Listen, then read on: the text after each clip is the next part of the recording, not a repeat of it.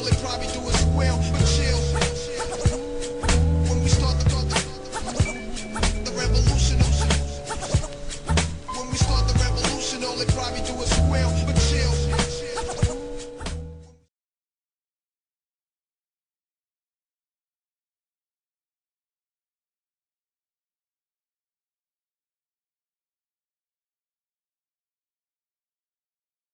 What are the white supremacists doing now? They are doing four basic things: racial showcasing, racial population tailoring, racial dislocation, and white sacrificing.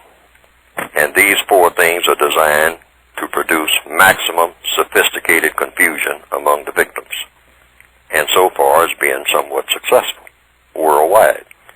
Now I'll start with the first one. What is racial showcasing? That means taking huge numbers of black people and putting them out front. There's going to be more of this all over the planet. Many millions of black people that you will see who will be rolling in money. They'll be able to showcase the places where they live. They'll be able to showcase their knowledge and expertise. So you have television now, you have all of the mediums for doing this, for showcasing huge numbers of black people. I will say it will eventually run into the millions, so many that you won't be able to count them. Now, what is this for? This is for any black person that starts talking about racism in the future is going to be laughed at, because they're going to be able to showcase so many black people who are what you call quote-unquote successful, that it will seem that racism has been put out of business. But white supremacy is a world business, and like any other business, it works on profits and losses, which means percentages. You go into business, you expect a certain amount of loss. If you're in the grocery business, well, you might have a load of asparagus that is spoiled.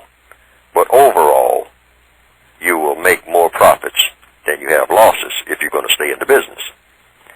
Now, so the white supremacists know that the cost of doing the business of white supremacy is going up. They can no longer get away with Joe Louis and Lena Horne like they did years ago. They have to have many more black people who are going to be showcased. I made up this term just to explain it. You have to make up terms, because they won't make them up for you. So now that's the first phase, or one of the first elements in the maximum confusion. And so that black people won't be able to say, they'll say, well, you know, it must be something wrong with me that I'm down and out and don't have a biscuit to eat, because there are so many millions of black people who have so much, so it can't be race. But see, for the 4 or 5 million black people who will be showcased, there will be hundreds of millions worldwide who won't have a biscuit. That's the way the business operates in the future and will be. That's the way it seems to be going according to what? The evidence, according to the logic. The other is racial population tailoring. That's number 2, meaning they're going to be killing huge numbers, either directly or indirectly, of non-white people. When I say black people, I mean, you know, non-white. Anybody who's in the non-white category, and doing this on an ongoing basis. Not to try to kill them all, because when you're in the business of racism, you don't kill off the thing that you need in order to keep racism going. Your ego trip, which is what it's really all about. But you do tailor the population so you can keep them controlled. So you'll kill off a few million in the Congo, then a few years up the road, you'll kill off a few million in Nigeria, and a few years up the road, you'll kill off a few in Mexico, and on and on and on. And you will highly select the places where you do this. You'll have it all computerized, where you kill off huge numbers, or you have them, even better still, kill off each other, like you do in most of the cities in the northwestern part of the world, called the northwestern hemisphere.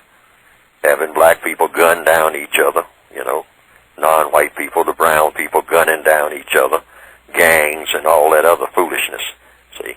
And you kill them off, you know, and you just keep this going, and you egg it on, and you put things in place that will see to it that it just keeps going that way. It never stops, because that's the mentality of the people.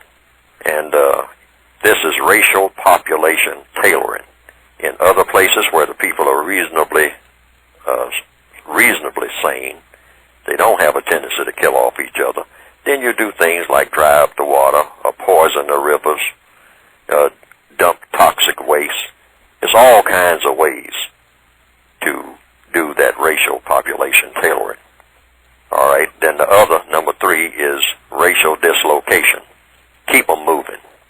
People who are forever on the move through eminent domain, urbanization, urban renewal, gentrification, or, here again, drying up the river. You build a dam 800 miles up, and the river seals off the water behind the dam. I mean, the dam is sealed off, the river is sealed off behind the dam. So that means that all the people down in the valley there, they don't get any water. They need water. They depend on the fishing industry. So now they have to come and work for you because there's no more water there, no more fish. And you give them minimum wage and a promise for the future as long as they look up to you. So they'll know they're completely dependent. But keep them moving. If a black person in the northwestern hemisphere starts getting that second-generation house, then you come through and say you got to build a highway. That's the technique. Now, these are things that you asked about how the white supremacists operate. These are the ways that they operate. The white sacrificing is the 4th. And this is, here again, all 4 of these things are for maximum sophisticated confusion among the victims. So you're not confused. You're keeping your victims confused. So you have white sacrifices, meaning it's kind of parallel to the racial showcasing. But these people in this case are white. Like in any army or any military operation, you know you're going to have some losses. So some white people are written off under the system of white supremacy. And a lot of white people are aware of this. They don't like it, but they are told that this is the cost of doing business. Just like a person who goes into the army and knows full well you might get killed. But it goes with the territory of trying to defend your bigger operation. So white sacrifices mean you'll have more and more white people on park benches, more and more white people begging on streets. They will be greatly visible. But what you won't pay attention to, because black people never pay much attention to what white people are doing, we just watch each other. See, they know that. You'll be passing millions of white people who are doing well on any city street. And for the handful of white people who have fallen through the cracks, you might say, sitting in front of the subways or begging in front of these the delicatessen, for the handful that you see doing that, up under the bridge and all like that, it will give the illusion that it's not about race, that white supremacy is officially out of business. So there will be more of these white sacrifices, and they will be greatly visible. But compared to the number of white people who will be prospering, it will be very negligible worldwide. Now those are the 4 maximum sophisticated confusion elements.